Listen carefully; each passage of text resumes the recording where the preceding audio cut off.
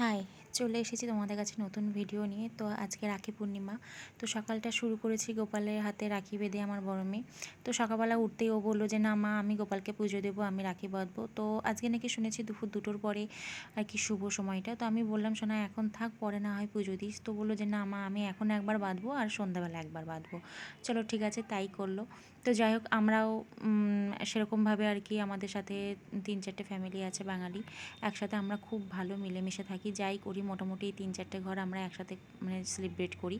তো যাই হোক, এইভাবেই আর কি রাখি পূর্ণিমাটা করলাম। তো আর দাদারাও খুব ভালো, মোটামুটি যেভাবে আমাদেরকে দেখে কিংবা আমরাও তাদেরকে খুব মানে আর কি দাদা হিসাবে খুব রেসপেক্ট করি, আর তারাও আমাদেরকে বোনের সম্মানটা দেয়।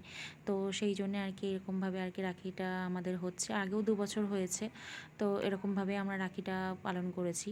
তো যাই হোক, আর মোটামুটি আমাদের যত বাঙালি ফ্যামিলি আছে সবারই মেয়ে, কারোরই ছেলে নেই, শুধু একজনের ঘরেই ছেলে আছে। সেটা মানে আমার ঘরের আমার ব্লকের নিচেই আছে। তো আমার মেয়েরা আর কি সেই ভাইটাকে গিয়ে আর কি রাখি বেঁধেছে। তারাও খুব আনন্দ পেয়েছে যে না, অন্তত কাউকে তো অন্তত রাখি বাঁধতে পেরেছে, কেননা আমারও 2টো মেয়ে, ভাই নেই যেহেতু, তো তাকে গিয়ে অন্তত বেঁধেছে। তো যাই হোক, এইভাবে মোটামুটি রাখিটা সেলিব্রেট করা হলো। তো আমি এই জন্য ভয়েস নিয়ে আসলাম তোমাদের কাছে।